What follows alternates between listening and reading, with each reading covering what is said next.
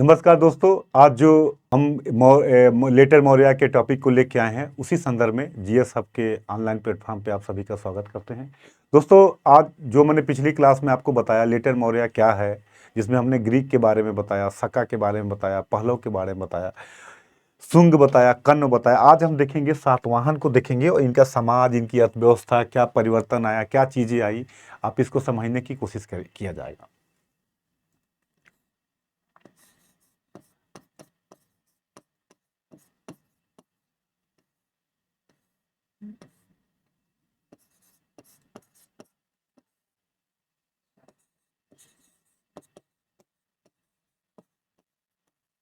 Litre Maurya हमने बताया था पिछली क्लास में, बस आपको रिकॉल करा दे थोड़ा सा कि इसको दो भागों में डिवाइड करते हैं। हमने बताया था एक भाग होता है जो मौर्य वंश के बाद सीधे शुंग वंश, कर्ण वंश, सातवाहन वंश आया, जो देसी राज थे, शुंग, कर्ण, सातवाहन। और दूसरा हमने पढ़ा था जो विदेशी आक्रमण हुआ, ग्रीक, यवन, शक, पहलव और कुषाण।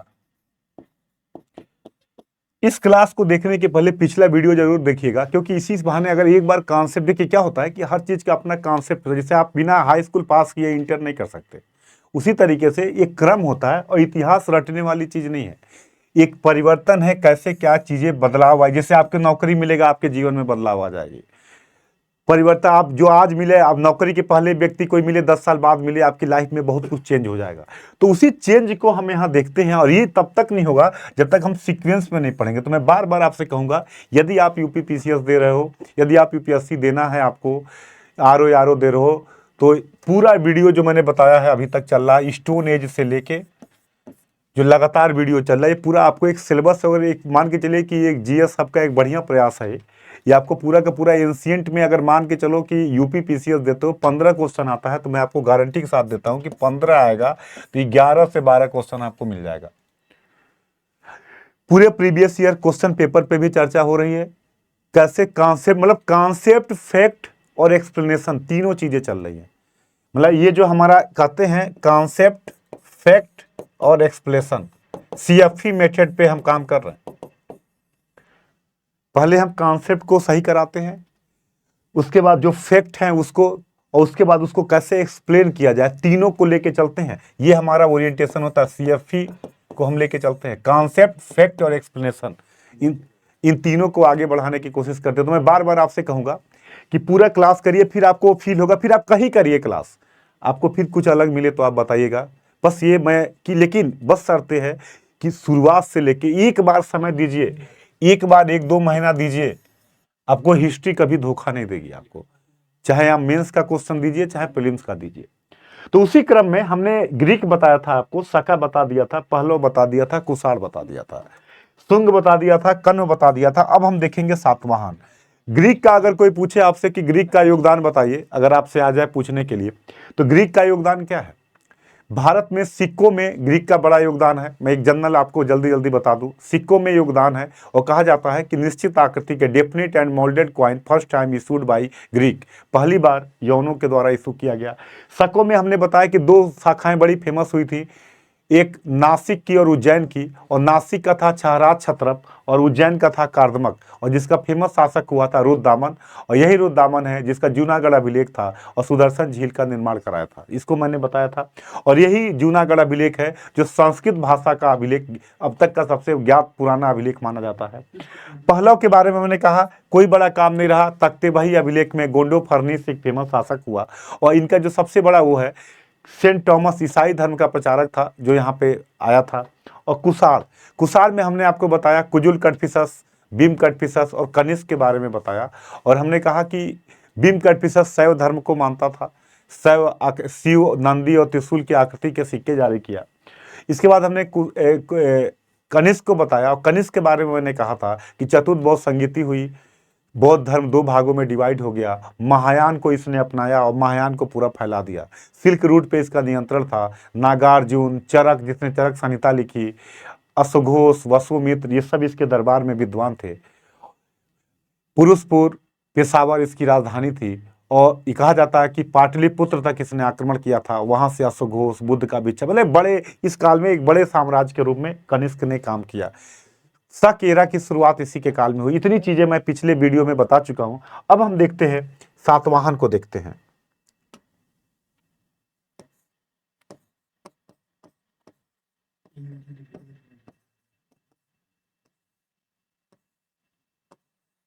सातवाहन अगर हम देखें दक्षिण में बिंद के नीचे अगर देखा जाए, दक्षिण में दो राज्य बड़े हुए, एक उड़ीसा में कलिंग का चेदी वंश रहा, एक रहा सातवाहन।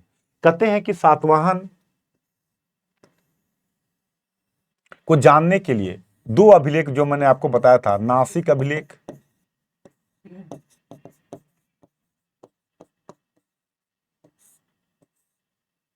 और नानाघाट अभिलेख,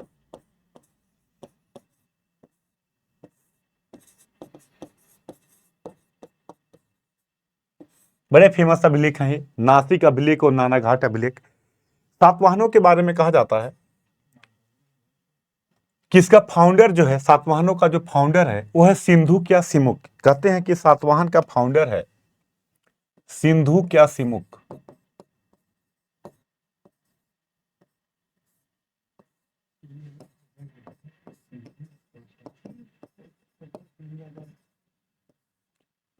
सातवाहनों का फाउंडर है सिंधु क्या सिमुक। इसने अगर देखा जाए तो सातवाहन वंश की स्थापना की और मध्य भारत में एक मजबूत राज्य के रूप में स्थापित किया। इसके बाद अगर देखें, ये कहा जाता है कि कर्ण वंश के अंतिम शासक सुशर्मा की हत्या करके, कर्ण वंश के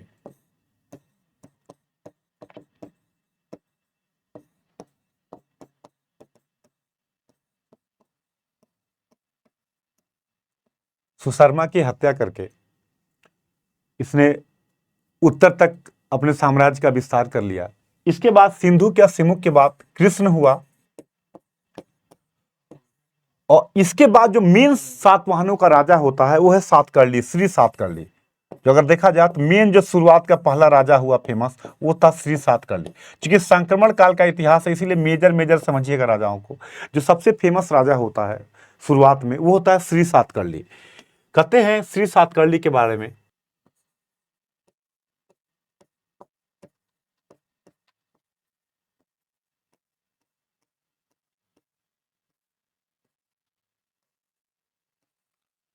श्री सातकर्णी कहते सातवाहनों का सबसे प्रसिद्ध राजा अगर माना जाए तो यही हुआ शुरुआत में। और अब देखिए इसके समय में अगर हम देखें, ये एरिया है, यहां पे कलिंग है और कलिंग का शासक है खारवेल, ये इनका है। कहा जाता है कि खारवेल ने इधर आक्रमण किया था और दक्षिण में आगे नहीं बढ़ पाया तो श्री सातकर्णी ने खारवेल को रोका था। खारवेल को श्री सातकर्णी ने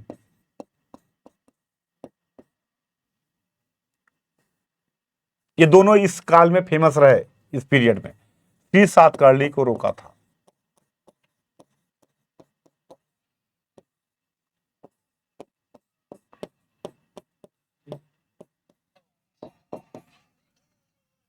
खारवेल ने को श्री सातकर्णी ने रोका। ये मालवा विदर्भ तक किसने साम्राज्य स्थापित किया, मालवा विदर्भ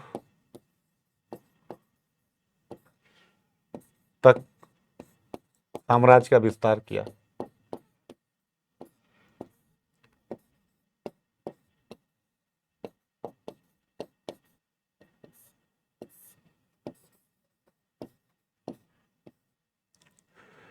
खारवेल ने श्री सातकर्णी, खारवेल को श्री सातकर्णी ने क्या किया था, रोका था। मतलब खारवेल को इधर आक्रमण करने से रोका, इसने विस्तार किया साम्राज्य का। और इसके अलावा इसके बारे में याद रखिएगा, इसने दो अश्वमेध यज्ञ,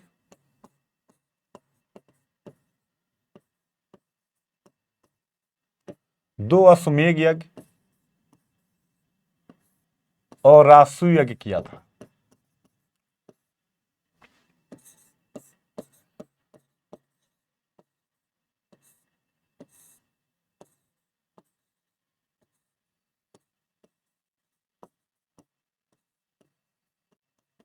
इसने 2 अश्वमेध यज्ञ और रासु यज्ञ किया। इसने दक्षिणा पथपति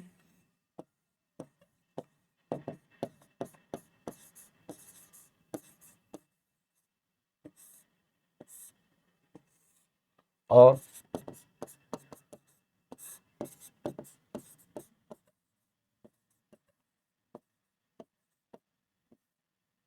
चक्र की उपाधि धारण की।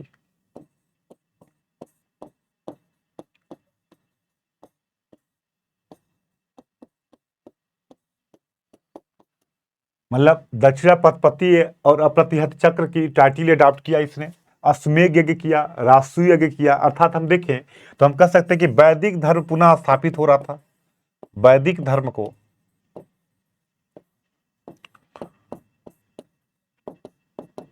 पुनः स्थापित हो रहा था।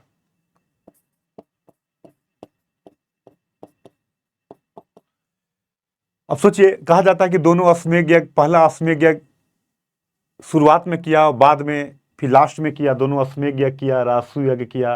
दक्षिणा पथपति अप्रतिहत चक्र की उपाधि धारण करता है। वैदिक धर्म को पुनः स्थापित, मतलब ये कह सकते हैं कि यज्ञ की शुरुआत हो रही है, मतलब वैदिक धर्म को स्थापित हो रहा है इस काल में। इसके अलावा हम देखिए दूसरा पॉइंट, अगर इसके बारे में हम समझें तो अश्व आकृति के इसने सिक्के भी जारी किए। अश्व आकृति के सिक्के जारी किए।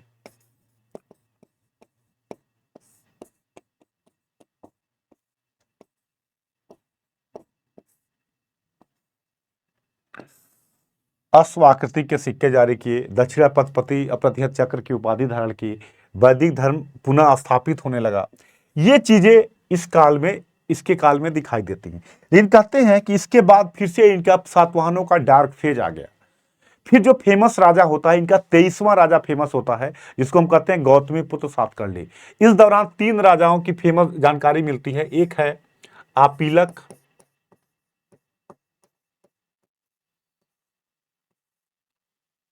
हाल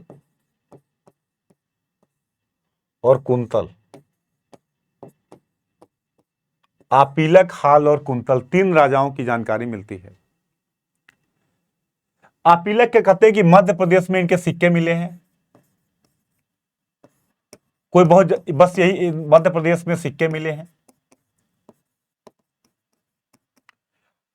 कुंतल का वात्स्यायन के कामसूत्र में उल्लेख है।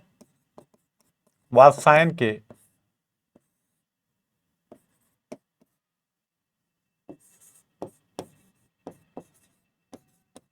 कामसूत्र में उल्लेख है।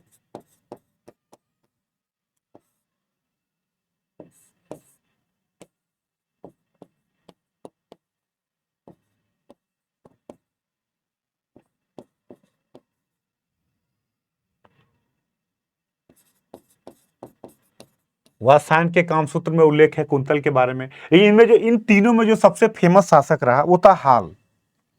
सातवाहनों का जो सबसे फेमस शासक रहा वो था हाल।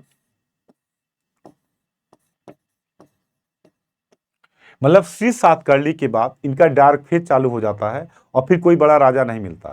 3 राजाओं की जानकारी मिलती है इस दौरान में। एक है आपीलक, दूसरा है आपका हाल, तीसरा है आपका कुंतल। अब आपीलक के सिक्के मिले हैं मध्य प्रदेश में, जिसके थ्रू पता चलता है। कुंतल का वात्स्यायन के कामसूत्र में उल्लेख किया गया है। हाल के बारे में अगर हम बात करें तो हम कहते हैं कि हाल सातवाहनों का सबसे बड़ा विद्वान राजा था।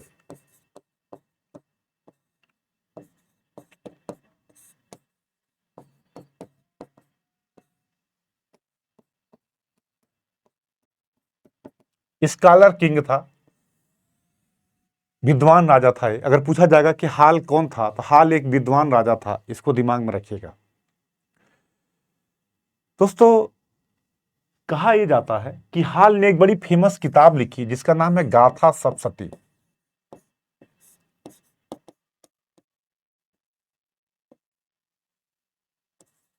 गाथा सप्तशती।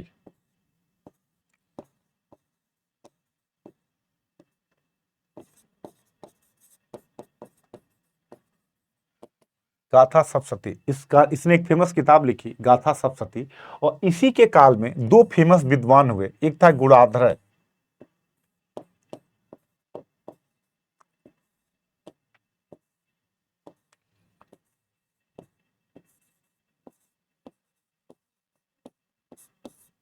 गुणाध्रय जिसने बृहत कथा लिखी, और दूसरा था सर्ववर्मन जिसने कातंत्र नामक संस्कृत व्याकरण की किताब लिखी।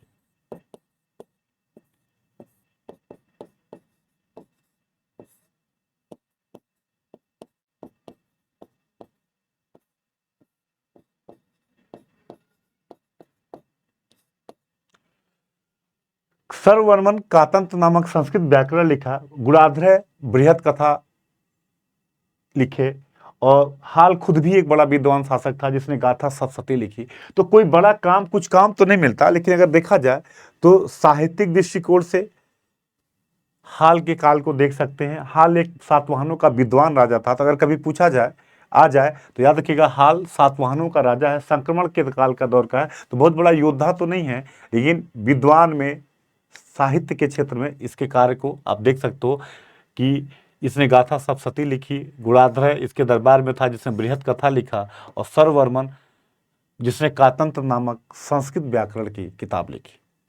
इसके बाद जो इनका फेमस शासक हुआ वो था गौतमी पुत्र सातकर्णी।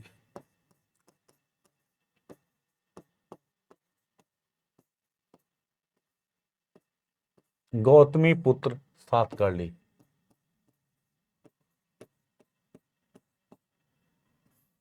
इनका जो सबसे फेमस राजा हुआ वो था गौतमी पुत्र सातकर्णी। ये 23वां राजा था। कहते हैं कि डार्क फेज के बाद सातवाहनों को फिर से नए लेवल पे लाने वाला ये था गौतमी पुत्र सातकर्णी। अब देखिए कैसे लाता है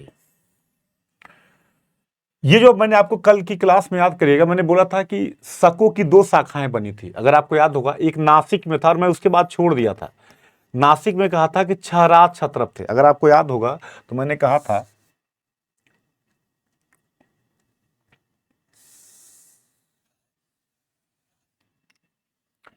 कि शकों की दो शाखाएं बनी थी।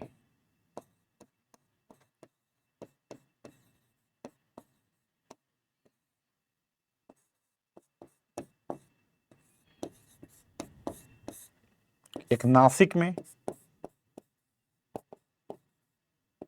और दूसरी उज्जैन में। नासिक में 6 राज क्षत्रप थे,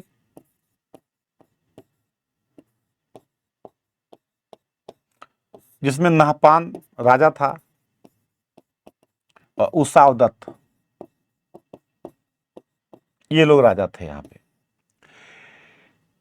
जब ये जो नासिक वाला एरिया था यहां पे ये थे, जब गौतमीपुत्र सातकर्णी ने सातवाहनों को फिर से इमर्ज किया तो इसने क्या किया, संघर्ष किया नासिक में, और नासिक में इन दोनों को पराजित किया।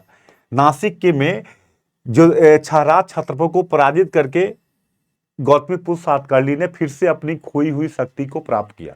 क्योंकि इस दौरान शकों ने क्या किया था, इस पूरे एरिया पे कंट्रोल कर लिया था, और यहां तक कि सातवाहनों का मैंने बताया था कि ट्रांजिशन का फेज था, श्री सातकर्णी के बाद ट्रांजिशन के फेज रहा। तो इस एरिया पे इन्होंने क्या कर लिया था, पूर्णतः कंट्रोल कर लिया था। तो जब गौतमीपुत्र सातकर्णी आता है तो सबसे पहले काम क्या करता है, नासिक के क्षेत्र में 6 राज क्षत्रपों को पराजित करता है। और वो राजा कौन है, नहपान और उसावदत्त। इसीलिए जब मैं शक पढ़ा रहा था तो यही पढ़ा के छोड़ दिया था। इस पूरे एरिया में था, तो एक तरीके से शक और सातवाहनों का संघर्ष चलता है। शकों का और सातवाहनों का संघर्ष होता है, और इस संघर्ष में जब श्री सातकर्णी के बाद सातवाहनों का डाउन फेज रहता है, एक तरीके से डिक्लाइन का पीरियड रहता है, जिसमें हमने बताया 3 लोग हुए, आपिलक था, हाल हुआ, कुंतल, इनकी जानकारी मिलती है। और मैंने कहा कि आपिलक के ताबे के सिक्के मिले हैं एमपी में, कुंतल की जानकारी वात्स्यायन के कामसूत्र में मिलती है, और हाल खुद भी एक विद्वान राजा था इस दौर का, और जिसने मैंने बताया कि गाथा सप्तशती, इसके दरबार में गुणाध्रय था स्कॉलर जो बृहत कथा की रचना करता है। और मैंने ये भी बताया आपको कि इसी के दरबार में सर वर्मन एक संस्कृत व्याकरण का विद्वान था जिसने कातंत्र लिखा। लेकिन इसके बाद जो रियल में सेकेंड फेज जो इनका आता है, सातवाहनों की वास्तविक जो कर सकते हैं शक्ति का उद्भव होता है, वो करता है गौतमीपुत्र सातकर्णी। और गौतमीपुत्र सातकर्णी सबसे पहले क्या करता है, नासिक के जो ये नासिक में छहराज क्षत्रप थे, नासिक के छहराज क्षत्रपों को पराजित करता है। मतलब अगर हम लिख सकते हैं तो पहला पॉइंट लिखेंगे हम कि गौतमीपुत्र सातकर्णी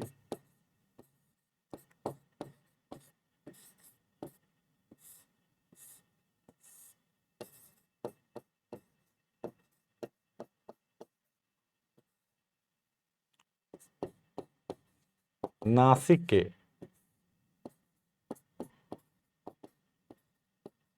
छहराज क्षत्रपों को पराजित करता है।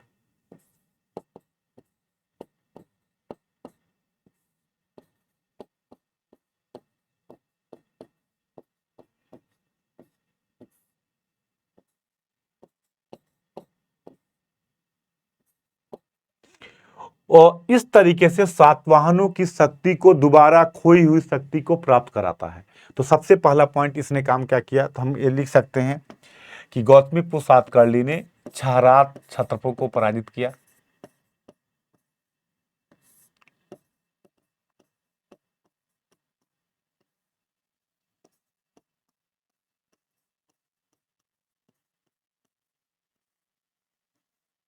को पराजित किया, सबसे पहला काम करता है। दूसरा अगर हम देखें, दूसरे पॉइंट की अगर हम बात करें तो दूसरा काम इसने एक शहर की स्थापना करता है, वेड़ा कटक।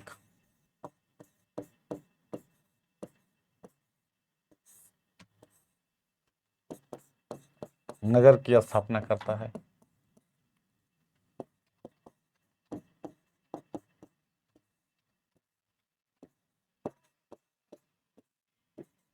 वेड़ा कटक नगर की स्थापना करता है, बौद्धों को दान देता है।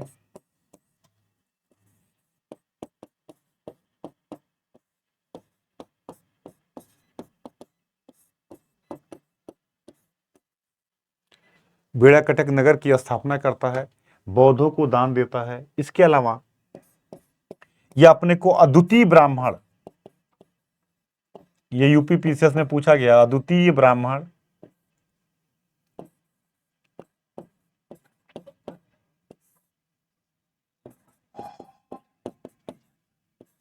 और एक ब्राह्मण की उपाधि धारण करता है।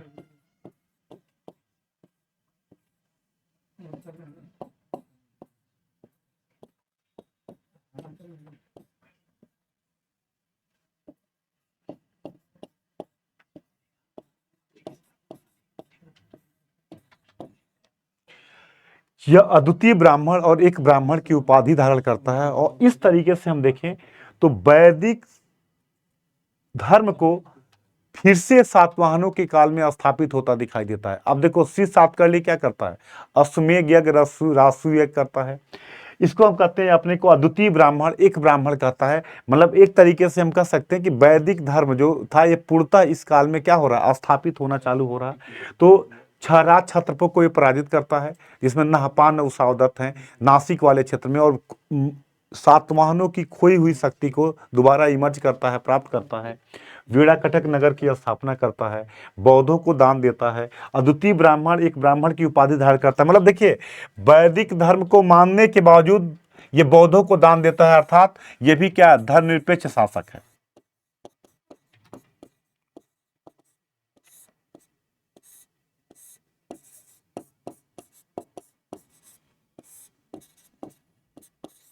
शासक क्या है, धर्मनिरपेक्ष शासक के रूप में काम करता है। तो ये श्री सातकर्णी, सॉरी गौतमीपुत्र सातकर्णी के काम रहे, जिसको दिमाग, ये फेमस राजा रहा। इसके पास होता है वाशिष्ठी पुत्र पुलमावी।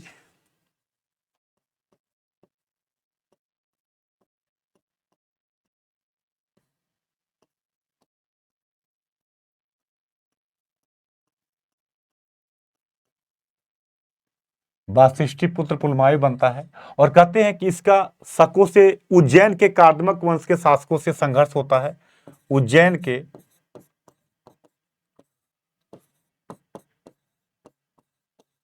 कल मैंने बताया था कार्दमक वंश के शासक, आपको याद होगा रुद्रदामन। कहा जाता है कि रुद्रदामन से संघर्ष होता है, शायद ये पराजित भी होता है, लेकिन बाद में वैवाहिक संबंध होने का रुद्रदामन जो है कुछ करता नहीं है। तो इस प्रकार से शक सातवाहन संघर्ष चलता रहता है इस पीरियड में। अगर आप देखोगे तो शक सातवाहन संघर्ष दिखाई देता है इस काल में, मध्य भारत में शक सातवाहन संघर्ष ये चलता रहता है। और रुद्रदामन हमने आपको बताया था कि बड़ा फेमस शासक रहा। तो रुद्रदामन ने शायद वाशिष्ठीपुत्र पुलवामी को पराजित भी किया था, लेकिन बाद में वैवाहिक संबंध होने का सत्ता बनी रही। तो इस प्रकार से दोनों के बीच में एक तरीके से संधि हो गई, अकलीय संबंध बेहतर हो गए, लेकिन शक सातवाहन संघर्ष दिखाई देता है। और शकों को पहली बार गौतमीपुत्र सातकर्णी ने पराजित किया छाराज क्षत्रपों को, और बाद में वाशिष्ठीपुत्र पुलमावी के समय भी ये दिखाई देता है। ये रहा। इसके बाद यक्षी सातकर्णी होता है, लेकिन कोई बड़ा काम नहीं रहा। ये सातवाहनों के मेन राजा रहे। तो अगर देखा जाए तो राजनीतिक रूप से संक्रमण फेज है, लेकिन श्री सातकर्णी, गौतमीपुत्र सातकर्णी, वाशिष्ठीपुत्र पुलमावी, यज्ञश्री सातकर्णी, ये कुछ इनके फेमस राजा हुए। पूरा अगर प्रवृत्ति देखिएगा तो वैदिक धर्म दिखाई देता है। वैदिक धर्म पुनः स्थापित होना चालू हो जाता है। ये अपने को अद्वितीय ब्राह्मण कहते हैं, एक ब्राह्मण कहते हैं। ये अश्वमेध यज्ञ होता है, रासु यज्ञ होता है। लेकिन इसके अलावा अगर आप देखो तो ये बौद्ध धर्म को दान भी देते हैं। तो वैदिक धर्म को स्थापित होने के साथ साथ बौद्ध धर्म का भी विकास हुआ इस काल में, और बौद्ध धर्म को भी फायदा मिला। तो ऐसे में ये सभी लोग सेकुलर शासक थे, और ये इनका पूरा रहा। सातवाहनों के काल में कुछ नई प्रवृत्तियां आई जो हमें दिमाग आपके एग्जाम के लिए याद रखना है। इन्होंने शीशे के सिक्के जारी किए।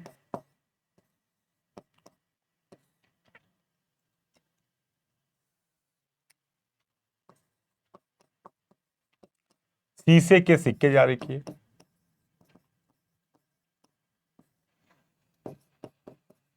मतलब इसके अलावा भूमि अनुदान की परंपरा चालू हुई। भूमि अनुदान की परंपरा चालू हुई।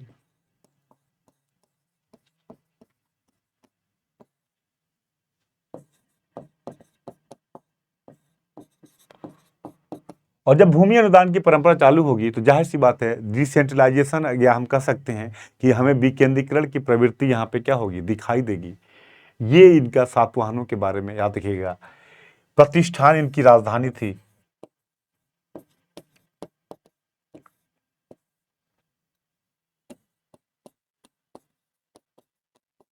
प्राकृत भाषा का इस काल में भी विकास रहा।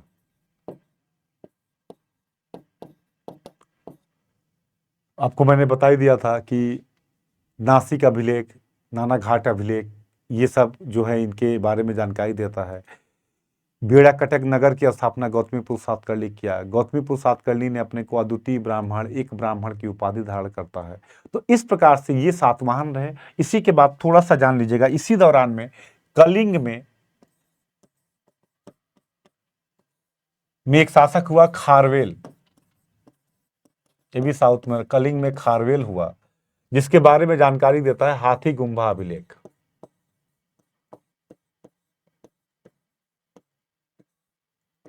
हाथी गुम्बा अभिलेख। खारवेल जो है महामेघवाहन कुल का था।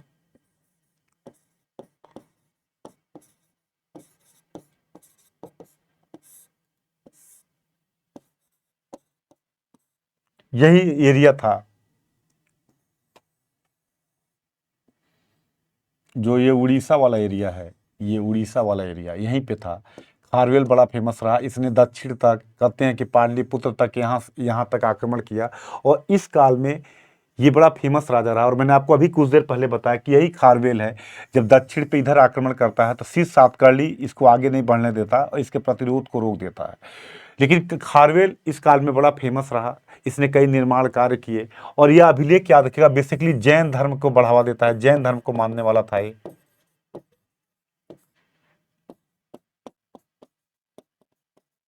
को मानने वाला था। कई बार पूछता है कि हाथी गुम्बा अभिलेख में किस धर्म की जानकारी मिलती है, तो ये जैन धर्म की जानकारी मिलती है। जैन धर्म से जुड़ा हुआ अभिलेख है। खारवेल का कुल का नाम था महामेघवाहन, बड़ा फेमस रहा। इसने कंस्ट्रक्शन के निर्माण कार्य किए, राजर्षि जैसी उपाधियां धारण की। ये दक्षिण उत्तर में आक्रमण किया और कलिंग में एक मजबूत राज्य की स्थापना करता है। और इसके बारे में जो कुछ भी जानकारी मिलती है वो केवल हमें हाथी गुम्बा अभिलेख से जानकारी मिलती है। तो अगर प्रीलिम्स में पूछा जाए कि हाथी गुम्बा अभिलेख से किसकी जानकारी मिलती है तो बताइएगा कलिंग के राजा खारवेल की। महामेघवाहन कुल का था, ये जैन धर्म को मानने वाला था, राजर्षि जैसी उपाधियां धारण किया था। तो ये दोनों जो रहे कलिंग और का महामेघवाहन कुल का ये, और इसके बाद आपके सातवाहन, ये दोनों इस काल के इतिहास को जानने के एक महत्वपूर्ण सोर्स हैं जिसको दिमाग में आप बनाए रखिएगा। अब आता है हम ओवरऑल देखेंगे इस पूरे काल का, मौर्योत्तर काल के समाज के बारे में देखेंगे, मौर्योत्तर काल के धर्म के बारे में देखेंगे, मौर्योत्तर काल की अर्थव्यवस्था के बारे में देखेंगे। अभी तक हमने पॉलिटिकल इतिहास पूरा बता दिया कि पॉलिटिकल इतिहास को हम दो भागों में डिवाइड करते हैं। पहला भाग क्या होता है हमारा, जो विदेशी आक्रमण हुए। जैसे विदेशी आक्रमण कौन कौन से हुए तो हमने आपको बताया, ग्रीक का हुआ, शका हुआ, पहलव हुआ, कुषाण हुआ। और इसके बाद दूसरा पॉइंट हमने बताया कि देशी राज में शुंग रहा। शुंग पुष्यमित शुंग ने मौर्य वंश के अंतिम शासक की हत्या करके शुंग वंश की स्थापना की। शुंग वंश के बाद कर्ण वंश आया और कर्ण वंश के बाद क्या आया, सातवाहन आया। सातवाहन के बारे में सिंधु क्या सिमुक कहते हैं। इसके बाद हमने आपको बताया, ये मुद्दा आपको हमने बताया। क्लियर। अब आता है मुद्दा, अब इस काल में देखेंगे। अब हम देखेंगे, अभी तक हमने पॉलिटिकल इतिहास आपको बता दिया कि ग्रीक है, शका, पहलव, कुषाण, शुंग, सातवाहन, कर्ण, इनके बारे में बता दिया। अब देखते हैं इस काल में समाज में क्या बदलाव हुआ, राजनीतिक व्यवस्था में क्या परिवर्तन आए, प्रशासन में क्या परिवर्तन आया। तो हम इस काल के सबसे पहले देखते हैं प्रशासनिक परिवर्तन को।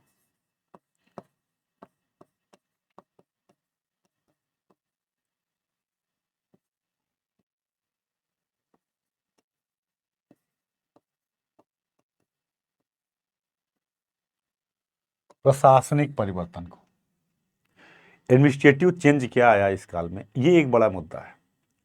सबसे पहले आप देखो, मैंने अभी कुछ देर पहले आपको बताया कि इस काल में विकेंद्रीकरण की प्रवृत्ति दिखाई देती है, डिसेंट्रलाइजेशन की।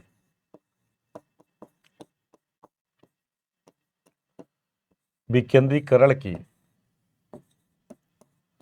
प्रवृत्ति दिखाई देती है।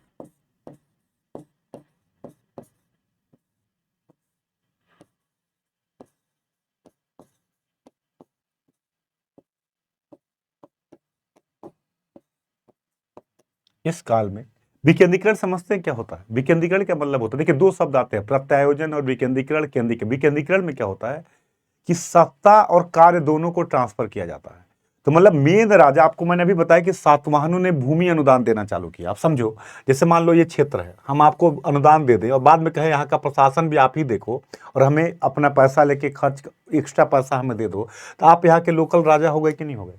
अगर सत्ता कमजोर होगी तो आप स्वतंत्र भी कर सकते हो। तो सामंतवादी प्रवृत्तियां दिखाई देती हैं इस काल में, जो शुरुआत होती है, जो आगे गुप्तों के काल में और बढ़ेंगी और सामंतवाद का एक विकास दिखाई देगा। तो इस काल में सबसे बड़ी परिवर्तन क्या हुआ, विकेंद्रीकरण की परिवर्तन होने लगी। अब इस विकेंद्रीकरण को रोका कैसे जाए। राजा के सामने बड़ा चैलेंज था, चाहे कुषाण राजा हो, चाहे शक हो, चाहे पहलव हो, इनके सामने सबसे बड़ा परिवर्तन था कि इस प्रशासनिक परिवर्तन में, जो डिसे मौर्यों के काल में हमने क्या बताया था, सेंट्रलाइजेशन की प्रवृत्ति ज्यादा थी। गुप्तों के काल में डिसेंट्रलाइजेशन की प्रवृत्ति, लेटर मौर्य में डिसेंट्रलाइजेशन की प्रवृत्ति दिखाई देने लगी। तो इस प्रवृत्ति को रोका कैसे जाए, इसके लिए इन लोगों ने क्या किया, किंगशिप में, राजत्व में दैवी शक्ति आरोपित करने की कोशिश की। दैवी शक्ति आरोपित करने की कोशिश की।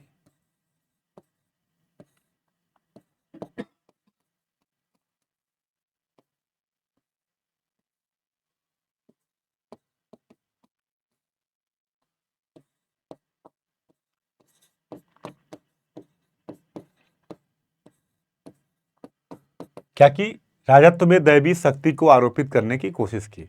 अब अगर हम कहें कि राजत्व में दैवी शक्ति को कैसे आरोपित किया जा रहा है, ये क्वेश्चन आपके सामने आया। इन्होंने क्या कहा,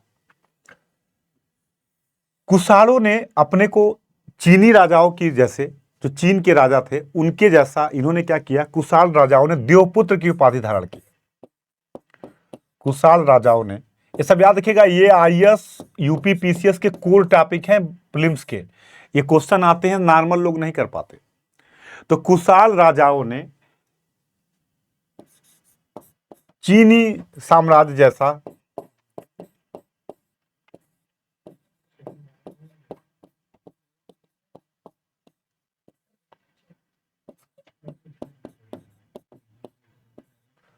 कुशाल राजाओं ने चीनी राजाओं जैसा द्योपुत्र की उपाधि धारण की।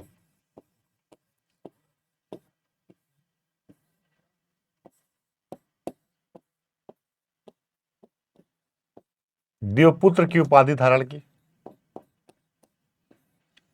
तो सबसे पहला परिवर्तन अगर हम देखें, दैवी शक्ति को आरोपित करने की कोशिश की गई और इन लोगों ने क्या किया, द्योपुत्र की उपाधि धारण की।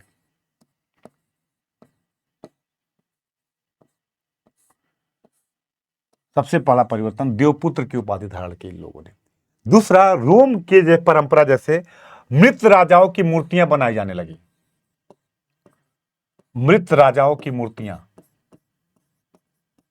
मरे हुए राजाओं की मूर्तियां बनने लगी।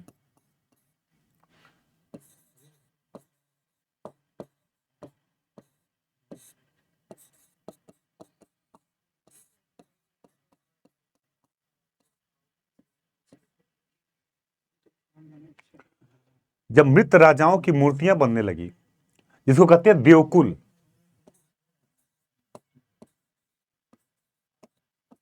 देवकुल, तो देवकुल की भी परंपरा बनी, देवकुल की परंपरा आने लगी। और इसके अलावा क्या हुआ कि देवपुत्र की उपाधि धारण करने लगे। मतलब एक तरीके से दैवी शक्ति को, कि जो राजा है वो भगवान जैसा है, इस प्रकार से ट्रीट किए जाने लगा। इनकी मंदिरें बनने लगी, मूर्तियां बनाई जाने लगी, जिसको देवकुल कहा जाता है। अगर आएगा ये देवकुल क्या है, तो कुशालों के काल में बड़ा फेमस रहा है। देवकुल की परंपरा डेवलप हुई, देवपुत्र की उपाधि धारण करने लगे। इसके अलावा कुशालों ने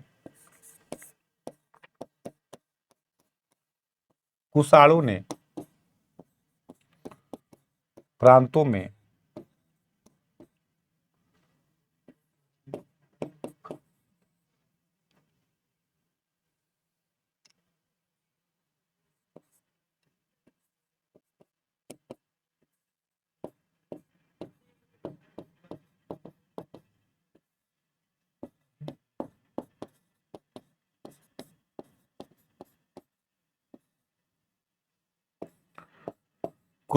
प्रांतों में द्वैत शासन की शुरुआत की। एक परंपरा चालू की इन्होंने, प्रांतों में द्वैत शासन की शुरुआत की, जिसको दिमाग में रखिएगा। इसके बाद अगर हम बात करें, अगर देखा जाए और क्या परिवर्तन आया इनके काल में, तो उसके बाद जो सबसे बड़ा परिवर्तन आया, शकों और पार्थिनों ने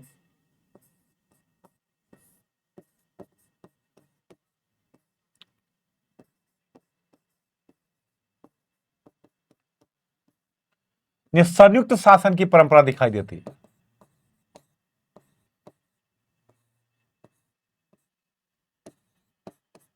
पार्थिनों में संयुक्त शासन की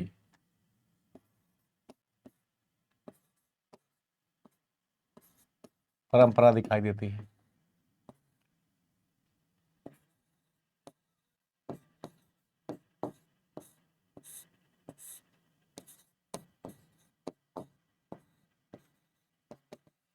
शकों और पार्थिनों में संयुक्त शासन की परंपरा दिखाई देती है। संयुक्त शासन में राजा के साथ युवराज सहयोगी होता था। राजा के साथ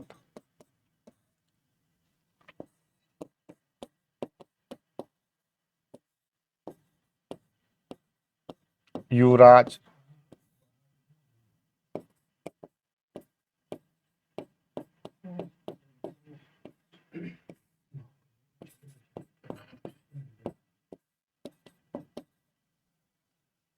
शकों और पार्थिनों में संयुक्त शासन की परंपरा दिखाई देती है। कुशालों ने प्रांतों में द्वैत शासन की परंपरा चालू की।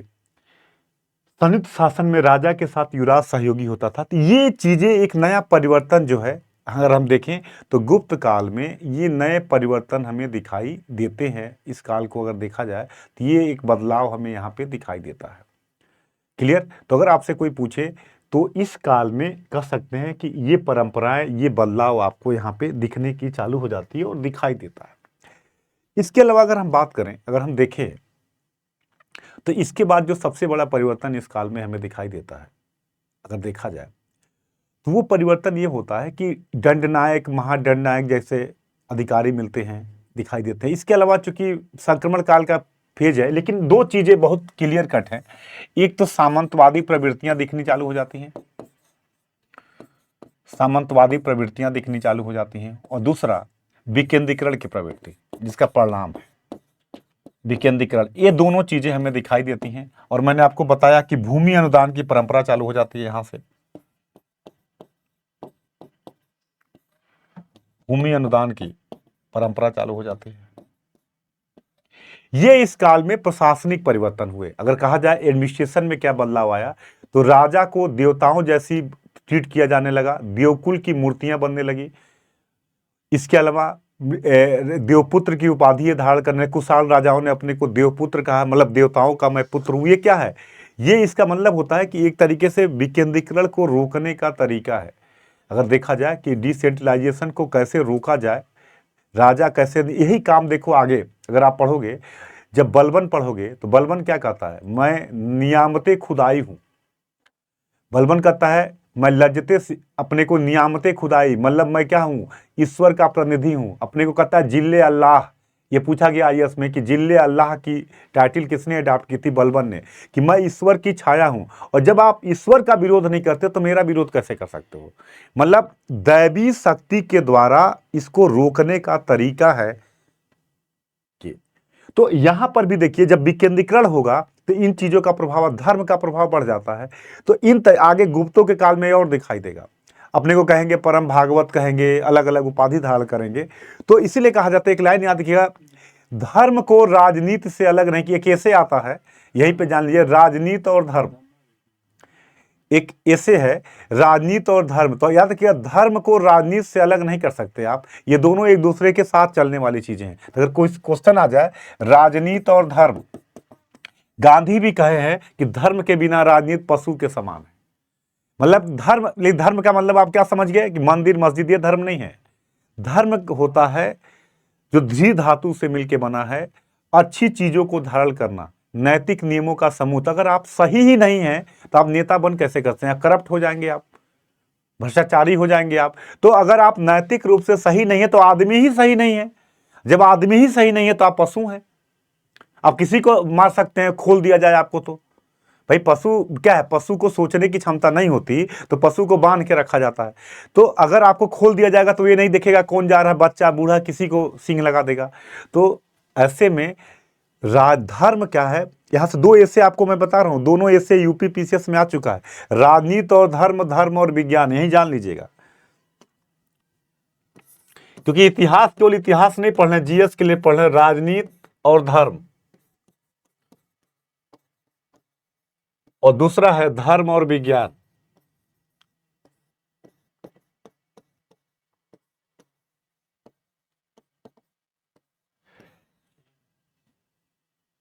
ये दोनों जो है बड़ा कोर एरिया है। धर्म और विज्ञान में अगर आ जाए ऐसे लिखने के लिए, तो विज्ञान और धर्म दोनों में शाब्दिक रूप से बड़ा विरोध दिखाई देता है।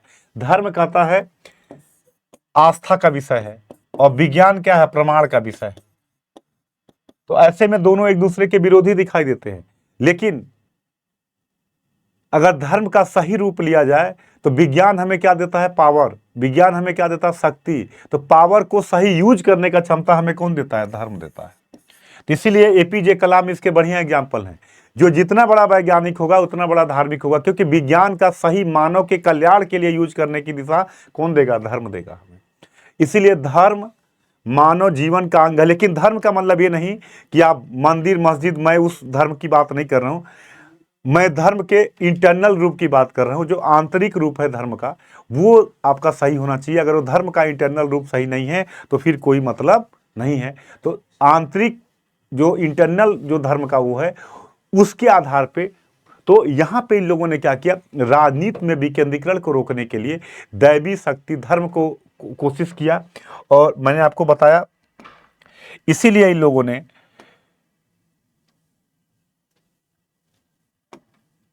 मित्र राजाओं की मूर्तियां बनाने लगे, जिसको देवकुल कहते हैं। प्रांतों में द्वैत शासन की शुरुआत की, और मैंने बताया राजत्व में दैवी शक्ति को आरोपित करने की कोशिश की। कुशाल राजाओं ने अपने को देवपुत्र की उपाधि धारण की कि मैं देवताओं का पुत्र हूं।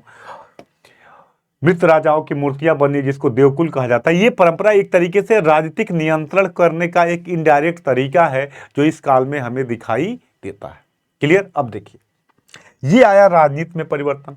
अब अगर हम बात करें तो इस काल में सबसे ज्यादा परिवर्तन आता है इकोनॉमी में, अर्थव्यवस्था में।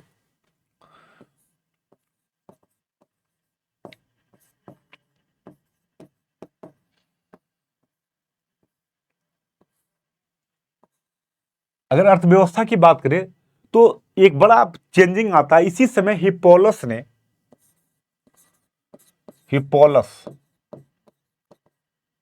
एक वैज्ञानिक है जिसने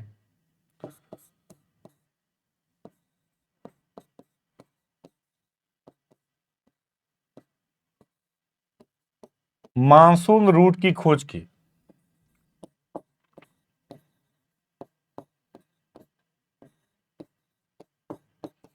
हिप्पोलस ने इस समय मानसून रूट की खोज की, जिसने व्यापार को क्या कर दिया, और बढ़ा दिया, व्यापारिक गतिविधियों को। इसके अलावा इसी समय की जानकारी देता है, मैंने पिछले भी बताया भी था आपको, पेरिप्लस ऑफ द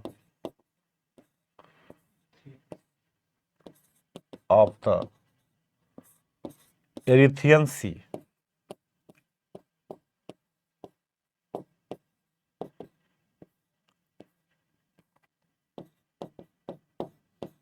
जिसके लेखक का नाम नहीं मिलता, अनाम है। इस काल के व्यापारिक गतिविधियों की जानकारी देता है। तो इन दोनों घटनाओं ने, पेरिप्लस ऑफ द एरिथियन सी से पता चलता है, अगर आप देखोगे कि व्यापारिक, कहते हैं कि अगर आर एस शर्मा की एनसीईआरटी की बात करो तो कहते हैं कि व्यापार का एक गोल्डन पीरियड था। ये व्यापार के लिए काफी गोल्डन पीरियड था। एक तरीके से व्यापार का कहिए तो स्वर्णकाल के रूप में था ये, अगर इस पीरियड को देखा जाए तो जो मेरे बताने का मतलब ये था कि हिप्पालस ने मानसून रूट की खोज की। पेरिप्लस ऑफ द एरिथियन सी भी इस काल की व्यापारिक गतिविधियों को देता है। अरिका मेडू एक यूरोपीय बस्ती थी। अरिका मेडू, यहां से यूरोपीय बस्ती मिली है,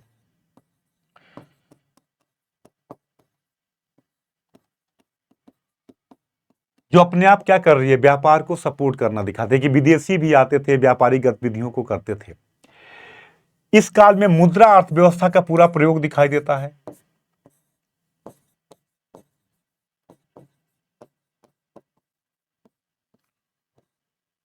मुद्रा अर्थव्यवस्था का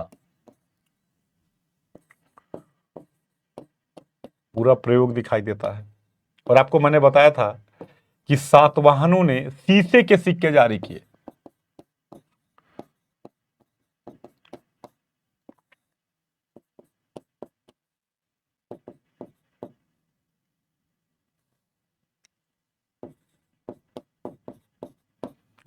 शीशे के सिक्के जारी किए।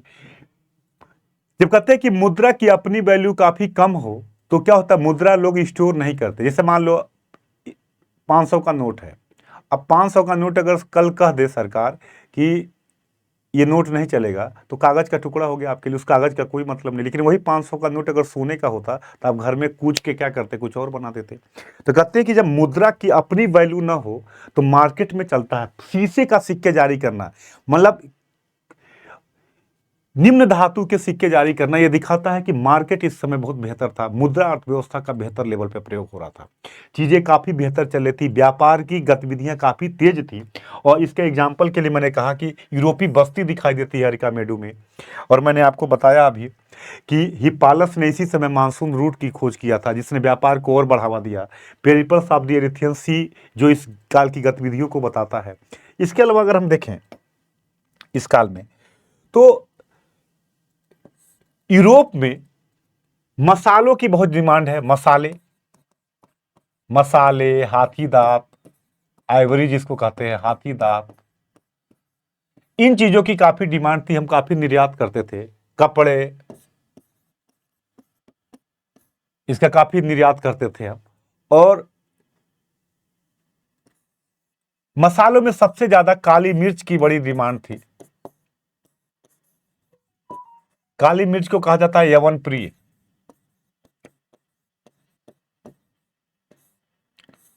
काली मिर्च को कहते हैं यवनप्री, इनकी बड़ी डिमांड थी। कहते हैं वहां का हिस्टोरियन कहता है प्लिनी कि यूरोप का पूरा सोना हमारे यहाँ आ रहा और उसके बदले हमें मसाले और मलमल के कपड़े मिल रहे हैं, जो यूरोप में नैतिकता को खतरे में डाल रहा है। देखिए बड़ा बढ़िया पॉइंट है, समझिएगा।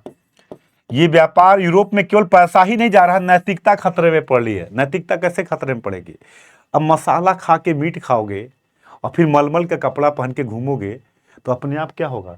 आपकी इंद्रियां बढ़ेंगी कि नहीं बढ़ेंगी? तो कहता है कि मोरलिटी खतरे में पड़ गई थी, इस बात को व्याख्या करता है। और इसकी बड़ी डिमांड थी। तो मतलब क्या अगर कह सकते हैं कि व्यापार किसके पक्ष में था? भारत के पक्ष में था।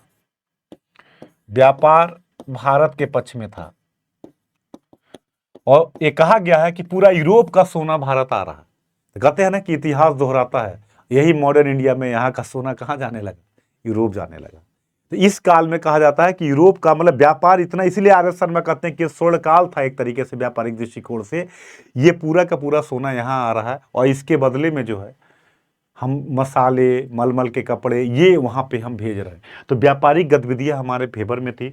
मिस्र के साथ हमारा व्यापार था, मिडिल एशिया के देशों के साथ हमारा व्यापार था, यूरोप के साथ हमारा व्यापार चल रहा था और व्यापार हमारे फेवर में था। अगर हम देखें इस काल में भड़ौच, ये बंदरगाह है, बारबारिकम सिंध मुहाने पे था।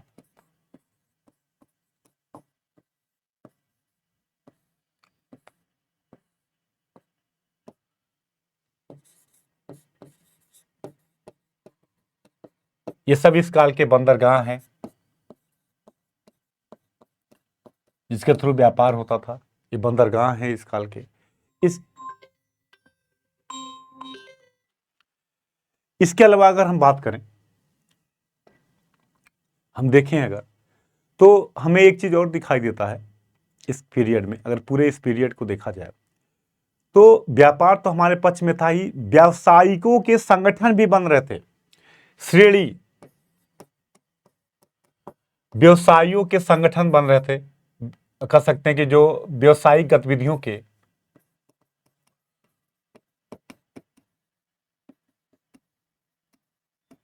संगठन बन रहे थे।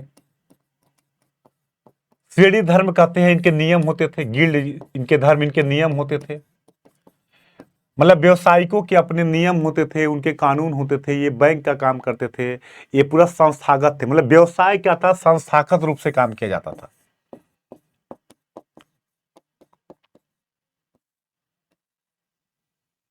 कई शहर कई पर्टिकुलर चीजों के लिए फेमस है, जैसे इंदौर तेल के लिए तैलिक शेरी दिखाई देता है। उज्जैन में अनाज के व्यापारियों की श्रेणी दिखाई देती है। मंदसौर में जो कपड़े वाले हैं उनकी, रेशम जो बुनकर हैं उनकी श्रेणी दिखाई देती है। कौशाम्बी में गंधिकों की श्रेणी दिखाई देती है। मतलब शहर भी अलग अलग व्यवसाय से संबंधित थे। ये प्रवृत्ति है, शहर भी अलग अलग व्यवसाय से संबंधित थे। ये पॉइंट यूपीएससी के लिए याद रखिएगा, अलग अलग व्यवसायों से जुड़े हुए थे।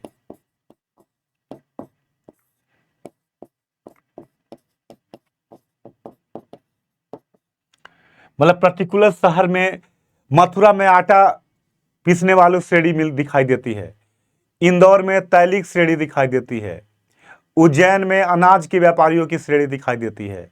ये क्या दिखाता है कि मतलब पर्टिकुलर शहर भी इस व्यवसायिक गतिविधियों से जुड़े हुए थे, अलग अलग व्यवसायिक गतिविधियों से शहर भी जुड़े हुए थे। ये प्रवृत्ति यहाँ पे दिखाई देती है इस काल में। तो मेरे कहने का मतलब ये है, जो मैं बताना चाहता हूँ कि व्यवसायिक गतिविधियाँ काफ़ी बेहतर चल रही थी, मुद्रा अर्थव्यवस्था का प्रयोग चल रहा था। हिप्पालस ने मानसून रूट खोज करके इसको और बढ़ावा दे दिया। हाथी दांत, मसाले, कपड़े ये हम यूरोप में भेजते थे, वहाँ से सोना चांदी यहाँ आ रहा था। और वहाँ का हिस्टोरियन विद्वान भी ये कहते हैं कि यूरोप का पूरा सोना भारत जा रहा और उसके बदले हमें ये मिल रहा। मतलब व्यापार हमारे फेवर में था। उत्तरापथ दक्षिणापथ मार्ग थे, इन मार्गों पे कई शहरों का विकास हो रहा था और इस तरीके से व्यापारिक गतिविधियों के लिए एक अच्छा काल माना जा सकता है। इसके बाद अगर हम देखें यहाँ पे, तो व्यापार बेहतर था, औद्योगिक गतिविधियां बेहतर चल रही थी और इस काल को एक यूनिक काल के रूप में हम देख सकते हैं उत्तर पश्चिम गतिविधियों में। इसी काल में आपको याद होगा सिल्क रूट पे हमने बताया था आपको अभी, यह रूट था चीन से यूरोप जाने वाला, मध्य एशिया से होकर यूरोप जाने वाला रूट था। और सिल्क रूट पर नियंत्रण किसका था?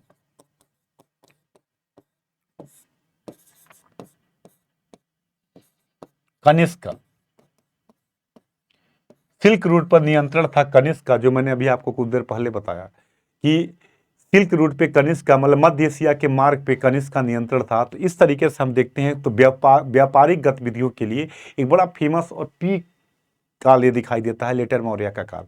शीशे के सिक्के जारी करने, सब पॉइंट बताइएगा। मिलिंद पहो में 75 प्रकार के व्यवसायों की जानकारी मिलती है। 75 प्रकार के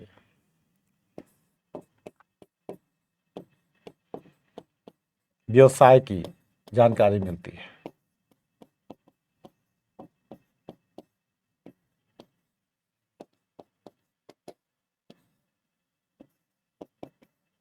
इस काल में 75 प्रकार के, मतलब इसका मतलब एक समझिए कि व्यवसायिक गतिविधियां बड़ी पीक पे थी। शहर अलग अलग चीजों के लिए फेमस थे, जैसे मैंने बताया इंदौर में तैलिक श्रेणी थी। श्रेणी क्या है? व्यापारियों का संगठन है।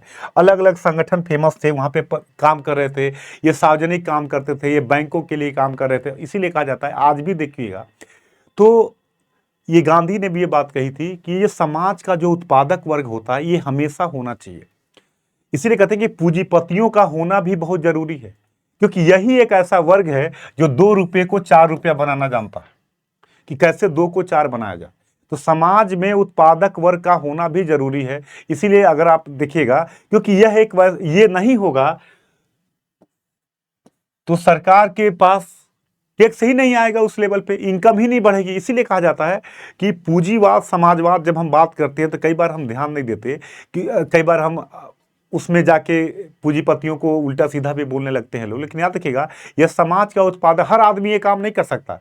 कुछ आदमी है जो अगर 2 रुपया मिलेगा तो खा जाएंगे 2 रुपए का, आउटपुट क्या निकला? 0। यह एक ऐसा, इसलिए इस वर्ग की बड़ी इज्जत करनी चाहिए, क्योंकि यह वर्ग जानता है कि 2 को 10 कैसे किया जाए। और जब ये 2 को 10 करेगा तो जाहिर सी बात है इंफ्रा पैदा होगा, लोगों को रोजगार मिलेगा, तो कई प्रकार की चीजें आपके पास क्या होंगी, आएंगी, जो वैसे दिखाई नहीं देती। इसलिए इस वर्ग को हम पूर्णतः इग्नोर नहीं कर सकते, इस वर्ग को हम इस तरीके से नहीं देख सकते। तो याद रखिएगा, यह मात्र एक ऐसा वर्ग है जो इन पे काम करता है। तो यहां पर भी देखिए तो व्यवसायिकों की गतिविधियां दिखाई दे रही है, व्यवसायिक गतिविधियां दिखाई दे रही है, इनके अपने संगठन दिखाई दे रहे हैं, इनके अपने नियम कानून दिखाई दे रहे हैं। राज्यों के द्वारा सपोर्ट भी किया जा रहा है, शासकों के द्वारा, जिससे कि ये हो सके। श्रेणी धर्म है, इनके अपने नियम कानून हैं, ये बैंकिंग का काम कर रहे हैं, संगठन के रूप में है। अलग अलग शहर में इनके संगठन, इंदौर में तैलिक श्रेणी दिखाई देती है, उज्जैन में अनाज व्यापारियों की श्रेणी दिखाई देती है, मथुरा में आटा पीसने वालों की श्रेणी दिखाई देती है, कौशाम्बी में गंधकों की श्रेणी दिखाई देती है। तो ये इस प्रकार से इस काल में ये गिल्ड व्यवस्था, व्यवसायिक गतिविधियां तेजी से दिखाई देती हैं। और इसका परिणाम देखिए, आगे जब गुप्त काल पढ़िएगा तो गुप्त काल में जिला प्रशासन में इनको शामिल किया जाता था। विषय परिषद होता था, जिसमें नगर श्रेष्ठी नगर के जो उद्योगों का प्रमुख था, नगर श्रेष्ठी, सार्थवा जो एक जगह से दूसरी जगह जाके घूम के व्यवसाय करते थे, उनका प्रमुख, शिल्पकारों का प्रमुख, ये प्रशासन में शामिल होते थे कमेटी में। और प्रशासन इनसे जुड़ा हुआ था, जिससे सही तरीके से काम कर सके। मतलब मेरे कहने का मतलब क्या है कि यह वर्ग शासन के साथ प्राचीन काल से जुड़ा हुआ था। अगर आज, क्योंकि देखिए, जब तक आप लाख लंबी लंबी लंबी बातें कर लीजिए, नियम कानून की बातें कर लीजिए, जब तक कौटिल्य भी ये बात कहा था, जब तक कोष नहीं होगा, पैसा नहीं होगा, तब तक आपके प्लान धरे के धरे रह जाएंगे। सरकार लाख वेलफेयर के करे, सरकार को पैसा चाहिए, तो पैसा कमाने वाला वर्ग भी तो देश में होना चाहिए, जो पैसा कमा सके, जो प्रोडक्टिविटी को बढ़ा सके। तो यह वर्ग प्राचीन काल में, लेटर मौर्य में भी देखिए, इन वर्ग को मान्यता दी गई। इन वर्ग ने इस सामाजिक कल्याण के भी काम करते थे। आगे गुप्त काल में जिले को विषय कहते थे और विषय में विषयपति की सहायता के लिए विषय परिषद होता था, जिसमें विषय परिषद में नगर श्रेष्ठी, सातवाह, प्रथम कुलिक और कायस्थ, जो मैं आगे गुप्त काल में बताऊंगा। तो ये परंपरा यहाँ से चालू हो गई थी। श्रेणी धर्म होता था, इनके नियम कानून होते थे, ये बैंकिंग का काम करते थे, अलग अलग शहर इसके लिए पर्टिकुलर हो गए। तो ये चीजें यहाँ पे दिखाई देती हैं, जिसको दिमाग में रखिएगा, इसी रखिएगा। तो अगर आज ये चीजें दिखाई देती हैं तो पहले भी राजाओं के द्वारा, क्योंकि यह वर्ग अगर आगे नहीं बढ़ेगा तो विकास रुक जाएगा, तो ये चीजें दिखाई देती थी। इसके बाद याद रखिएगा, जो दूसरा मुद्दा आता है, ये इकोनॉमी गतिविधियों में परिवर्तन आया इस काल में। मुद्रा, तो अगर कोई पूछेगा कि लेटर मौर्य की आर्थिक परिवर्तन क्या है, तो मुद्रा अर्थव्यवस्था का व्यापक प्रयोग, पहला पॉइंट।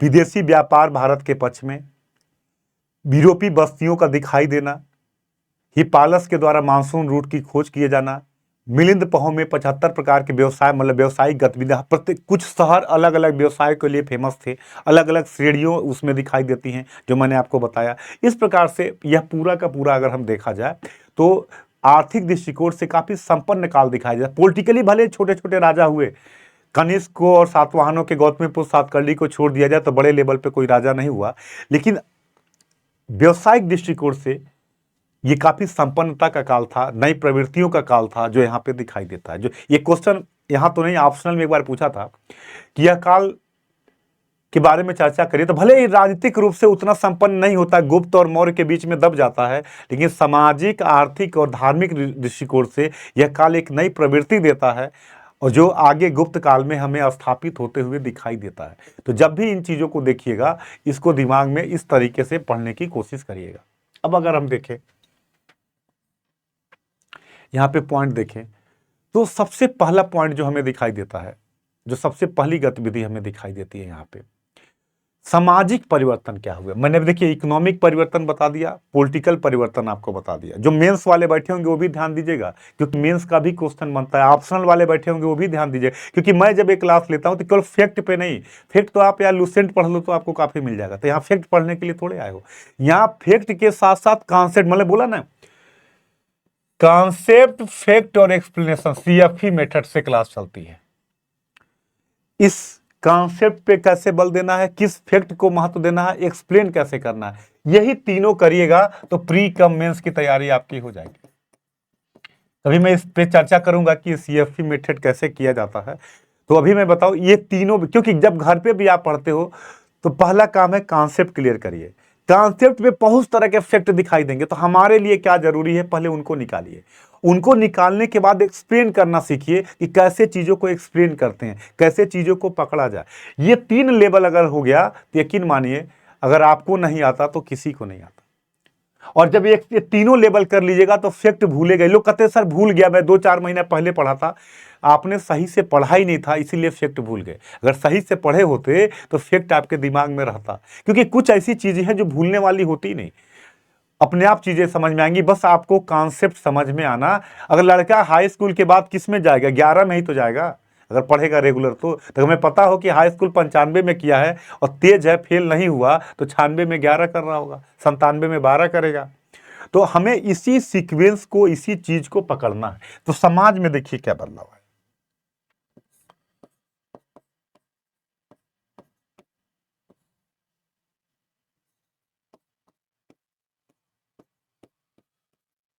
समाज में हमने बताया था सबसे बड़ा बदलाव आया कि विदेशी आए थे, विदेशी आए थे। और जब विदेशी आए,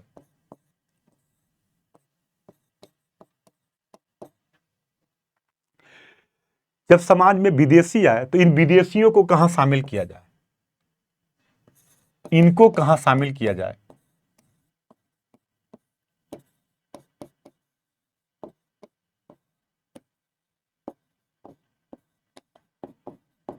ये एक बड़ा परिवर्तन था कि इनको कहां पे शामिल किया जाए, इनको कैसे शामिल किया जाए। ये एक बड़ा चैलेंज था कि इसको कैसे किया जाए, क्योंकि अगर ये नहीं होगा तो फिर दिक्कत आएगी। तो सबसे बड़ा मुद्दा आया कि इनको कहां शामिल किया जाए, क्योंकि ये राजा के रूप में थे।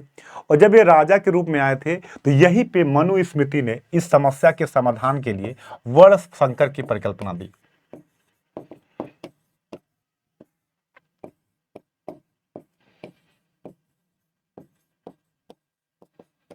वर्ण संकर की परिकल्पना की। वर्ण संकर की परिकल्पना का मतलब क्या हुआ कि इन विदेशियों को सेकेंड दर्जे का छत्री मान लिया गया, द्वितीय दर्जे का।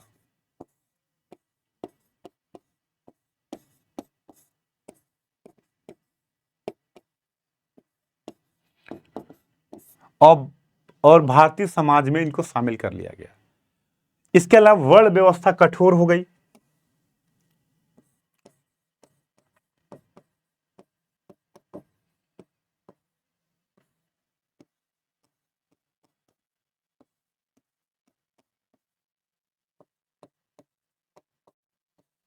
वर्ण व्यवस्था में कठोरता दिखाई देता है।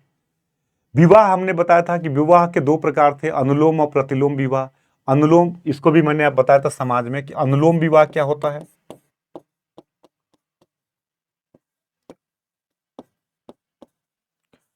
जब लड़का उच्च जाति का हो और लड़की निम्न जाति की हो,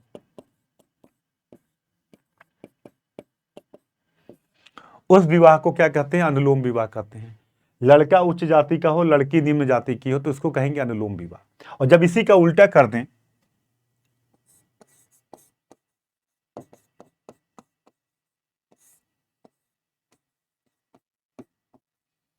जब लड़की उच्च जाति की हो और लड़का निम्न जाति का हो, तो इसको कहते थे प्रतिलोम विवाह। तो शास्त्र जो है अनुलोम विवाह की अनुमति देता है, प्रतिलोम विवाह को वर्जित मानता है। ऐसा नहीं तय होते थे, लेकिन शास्त्र के अनुसार ये वर्जित है। शास्त्रों के अनुसार अनुलोम विवाह को अनुमति दी गई थी। तो ये समाज में एक तरीके से हम कह सकते हैं कि वर्ण व्यवस्था काफी रिजिड हो गया। वर्ण संकर की परिकल्पना आई। अब देखो, जब पॉलिटिकल स्थिति खराब होगी तो जाहिर सी बात है महिलाओं की स्थिति भी पहले के अपेक्षा क्या होगी, गिरावट दिखाई देगी। क्योंकि महिलाओं में भी शिक्षा को लेकर कई प्रकार के अधिकारों में कटौती होगी। महिलाओं की स्थिति, क्योंकि एक चीज हमेशा याद रखिएगा, जब राजनीतिक व्यवस्थाएं गड़बड़ होंगी तो महिलाओं की स्थिति अपने आप खराब होगी। कॉमन पॉइंट दिमाग में हमेशा रखिएगा। जब पॉलिटिकल कंडीशन खराब होगा, अगर भारत में भी देखा जाए, जिस राज्य में कानून व्यवस्था की स्थिति ज्यादा खराब होगी वहां पे महिलाओं की स्थिति ज्यादा खराब होगी। क्योंकि क्या होता है कि कानून व्यवस्था अगर सही नहीं है तो जाहिर सी बात है कि प्रॉब्लम आएगी। बाप घर से बाहर लड़की को नहीं भेजेगा, कई तरह की समस्याएं आएंगी, पढ़ाई लिखाई उसकी कम होने रुकने लगेगी, और जाहिर सी बात है इन सब का प्रभाव उसके ओवरऑल विकास पे दिखाई देगा। तो यहां भी जब पॉलिटिकल परिवर्तन आने लगेंगे तो कई प्रकार की प्रवृत्तियां आपको यहां पे दिखाई देनी चालू हो जाएंगी। तो अगर तुलना करें तो महिलाओं की स्थिति में पहले की अपेक्षा गिरावट दिखाई देगी। समाज में अन्य चीजें वही थी, ब्राह्मण क्षत्रिय वैश्य शूद्र, ये चीजें चली आई रही थी। वर्ण संकर की परिकल्पना, अगर पूछा जाएगा इस काल का सामाजिक संकट क्या था, तो सामाजिक संकट यही था कि इनको कहाँ शामिल किया जाए, इनको कहाँ पे रखा जाए। तो इस समस्या का समाधान वर्ण संकर की परिकल्पना के द्वारा करने की कोशिश की गई और इस तरीके से इसको अपनाया गया। इसके बाद अगर हम देखें धर्म में क्या बदलाव आया इस काल में,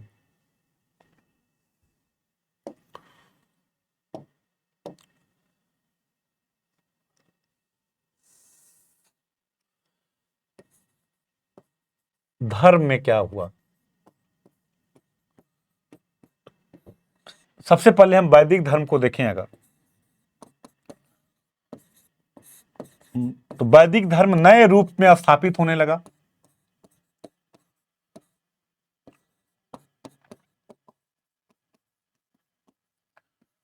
नए रूप में स्थापित होने लगा। अगर सबसे पहला देखा जाए तो एग्जाम्पल मैंने आपको बताया, देखिए कांसाइज है पूरा। मैंने आपको बोला पुष्यमित्र शुंग,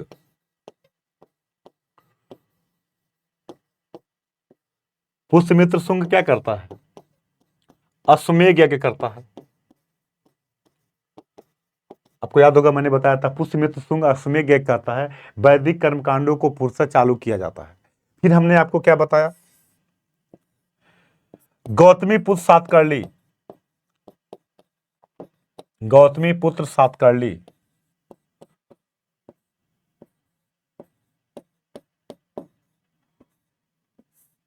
और श्री सातकर्णी। गौतमी पुत्र सातकर्णी क्या कहता है, मैं अद्वितीय ब्राह्मण हूं, एक ब्राह्मण हूं, ये उपाधि धारण करता है। श्री सातकर्णी अश्वमेध और राजसूय यज्ञ करता है। तो सातवाहनों के काल में, शुंगों के काल में वैदिक धर्म पुनः स्थापित होते हुए दिखाई देता है। मतलब जो लेटर वैदिक एज में जो कर्मकांड, जो ये चीजें रुक गई थी, वो दोबारा एक नई प्रवृत्ति के साथ यहाँ पे दिखाई देनी चालू हो जाती हैं। इनका भी विकास यहाँ पे दिखाई देता है, एक परिवर्तन। जो यहाँ तक कि पुष्यमित्र शुंग को, बुद्धिज्म को, जब पुष्यमित्र शुंग ने जब वैदिक धर्म को अपना लिया, तो बौद्ध धर्म वाले क्या कहते हैं कि यह हत्यारा था, स्तूपों को नष्ट करने वाला था। लेकिन ऐसा था नहीं। भले व्यक्तिगत रूप से वो जरूर वैदिक धर्म को मानता था, लेकिन ऐसा नहीं था कि वो बौद्ध धर्म का विरोधी था। इसके काल में स्तूप की रेलिंग लगाई गई, स्तूपों का निर्माण हुआ।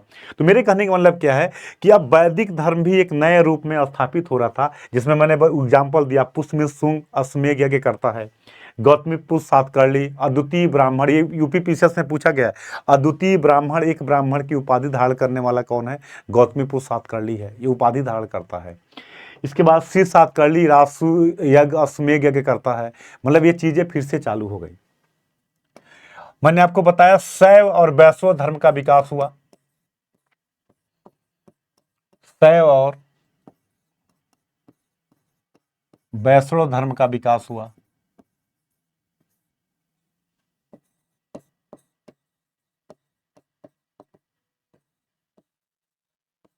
इस काल में अगर आप देखोगे तो शैव और वैष्णव धर्म का विकास दिखाई देता है। और मैंने आपसे कहा था, शैव धर्म का अगर देखो तो विदेशियों ने भी बीम कडफिसस, अगर क्लास में पढ़िएगा तो आपको पता होगा, कुषाण शासक है और शैव धर्म को अपनाता है। नंदी और त्रिशूल की आकृति के सिक्के जारी करता है। तो ये क्या दिखाता है कि शैव धर्म का भी विकास इस नए रूप में चालू हो गया। वैष्णव धर्म का हमने आपको बताया था, याद होगा, हेलियोडोरस।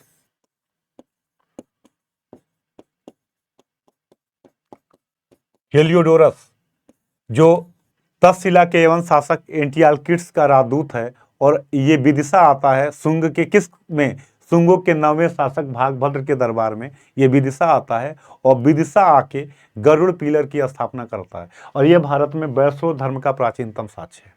तो वैष्णव धर्म का भी विकास दिखाई देता है, शैव धर्म का भी विकास दिखाई देता है। कुछ नई अवधारणाएं दिखाई देती हैं जो गुप्त काल में जाके पूर्णतः स्थापित हो जाएंगी। जैसे भक्ति की अवधारणा,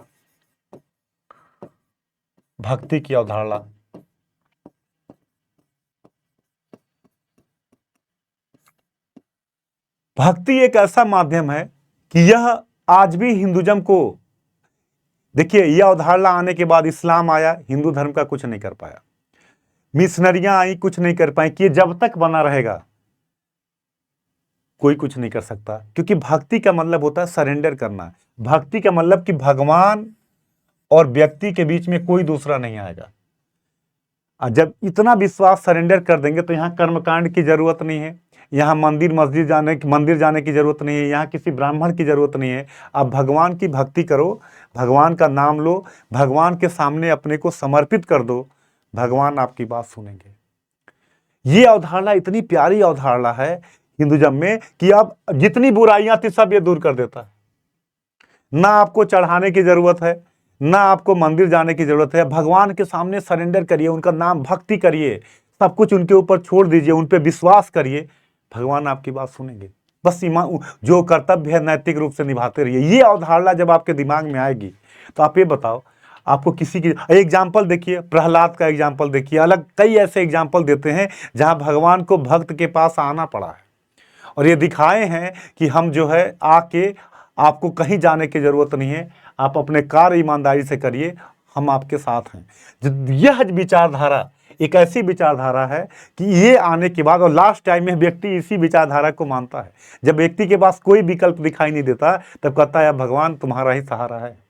ये है समर्पण, मतलब 100% समर्पण। चाहे आप मीराबाई को देख लीजिए, सूरदास को देख लीजिए, ये सब भक्ति की अवधारणा है। यह इतना बढ़िया कॉन्सेप्ट है कि यह हर प्रकार की विचारधारा को, क्योंकि आप कहते हो कि यहां जाके ये कहते हैं, ठीक है हम नाम ले रहे हैं, नाम लेंगे भगवान हमारी बात सुनेंगे। ये अवधारणा धीरे धीरे यहाँ पे आने लगी और गुप्त काल में जाके पूर्णतः स्थापित हो गई।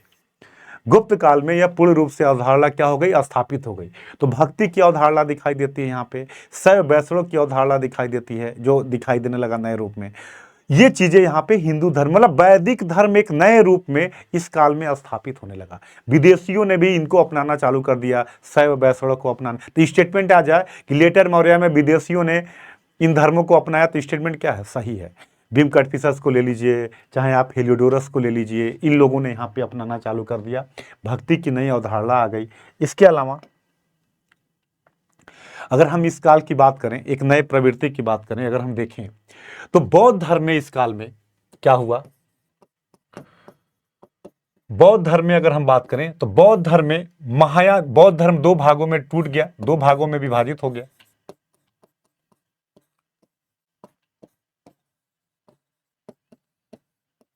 दो भागों में विभाजित हो गया और इस काल में महायान का विकास तेजी से हुआ। महायान का तेजी से विकास हुआ। और महायान क्या है? गौतम, हीनयान, महायान। महायान का तेजी से विकास हुआ। कनिष्क ने महायान का विकास किया तेजी से। मूर्ति पूजा चालू हो गई, गौतम बुद्ध की बड़ी बड़ी मूर्तियां बननी चालू हो गई।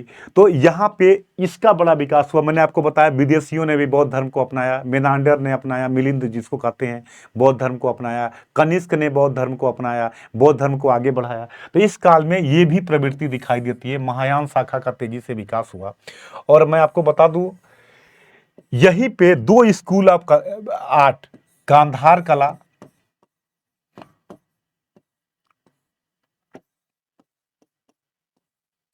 और मथुरा कला का विकास होता है।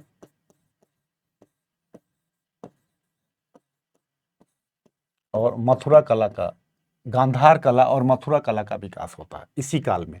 गांधार कला मैंने बताया एक ऐसी कला जिसका विषय वस्तु भारतीय हो, खास करके गौतम बुद्ध, और बनाने का तरीका यूनानी हो, इसको कहते हैं गांधार कला। इनका भी काफी तेजी से विकास हुआ इस काल में। तो बुद्धिज्म का भी खूब विकास हुआ। जैनिज्म का उस लेवल पे विकास नहीं हुआ जिस लेवल पे बौद्ध धर्म, वैदिक धर्म का, जैन को भी बढ़ावा मिला, लेकिन उस स्तर पे नहीं मिला। यहां भी दो संप्रदाय बन चुके थे, आपको मैंने बताया, दिगंबर और श्वेतांबर। तो इस तरीके से धर्म में भी नई प्रवृत्तियां दिखाई देती हैं, व्यापार में नई प्रवृत्तियां दिखाई देती हैं, प्रशासन में नई प्रवृत्तियां दिखाई देती हैं। मतलब सामंतवाद, विकेंद्रीकरण, महायान का विकास, वैदिक धर्म नए लेवल पे स्थापित होना, व्यापार में मुद्रा अर्थव्यवस्था का काफी प्रयोग, ये सब चीज लेटर मौर्य में दिखाई देता है। और यह दो फेजों का इतिहास है। देसी इतिहास जिसमें मैंने बताया शुंग, कर्ण और सातवाहन, और शक, पहलव, यवन, शक, पहलव, कुषाण, इन दोनों को मिला के हम देखते हैं। इस काल में एक नया चेंज अगर पूरा ओवरऑल देखा जाए तो प्रशासन में विकेंद्रीकरण दिखाई देता है, सामंतवाद की प्रवृत्ति दिखाई देती है। अगर देखा जाए तो दैवी तत्व दिखाई देता है राजत्व में, किंगशिप में, जिसमें मैंने बताया कि देवपुत्र की उपाधि धारण करना, देवकुल बनवाना, मतलब मरे हुए राजाओं की मूर्तियां बनाना, ये सब परंपरा यहाँ पे चालू हो गई। इसके बाद द्वैत शासन की परंपरा कुषाणों में दिखाई देती है। संयुक्त शासन की परंपरा शक और पार्थियन में दिखाई देती है, जो मैंने आपको बताया। इसके बाद समाज में वर्ण संकर की परिकल्पना आती है। विदेशियों को सेकंड दर्जे का छत्री मान के भारतीय समाज में शामिल कर लिया जाता है। वर्ण व्यवस्था को कठोर कर दिया जाता है। इसके अलावा धर्म में महायान शाखा का बुद्धिज्म में तेजी से विकास हुआ। वैदिक धर्म नए रूप में स्थापित हुआ। व्यापार में यूरोप से हमारा व्यापार हमारे फेवर में था। कहा जाता है कि यूरोप का पूरा सोना हमारे यहाँ आ रहा था। काली मिर्च की काफी डिमांड थी, जिसको यवन प्री के रूप में जाना जाता था। इस प्रकार से यह नई नई प्रवृत्तियां यहाँ पे दिखाई देनी चालू हो गई। ये पूरा हमारा टॉपिक है लेटर मौर्य का। इसको जब भी पढ़िएगा दो फेज में, पहले पढ़िएगा यवन को, पढ़िएगा यवन के क्या योगदान रहे। तो सबसे बड़ा योगदान सिक्कों में रहा, याद रखिएगा। ज्योतिष में यूनानियों का भारत बड़ा ऋणी है। व्यापार में बढ़ावा मिला हमें। इसके बाद हम देखें अगर तो सका आए, सका में हमने रुद्रदामन का नाम लिया। और अभी देखिए मैंने क्षहरात वंश को भी बताया, जिसमें नहपान था, जिसको शकों से संघर्ष हुआ। शक सातवाहन संघर्ष इस काल में बड़ा फेमस रहा, याद रखिएगा। शक सातवाहन संघर्ष,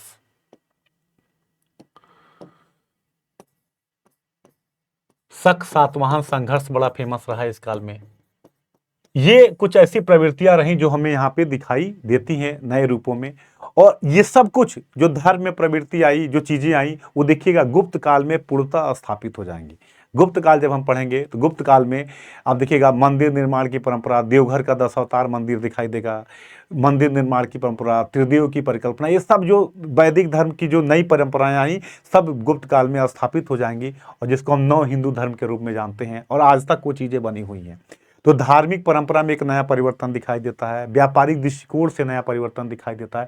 तो राजनीतिक रूप से भले ही ये थोड़ा सा डाउन रहा जब हम कंपेयर करते हैं मौर्य और गुप्ता के दोनों के बीच में, लेकिन सामाजिक, आर्थिक और धार्मिक रूप में ये एक नई प्रवृत्ति और नई परंपराओं का काल था जो हमें यहाँ पे दिखाई देता है। क्लियर?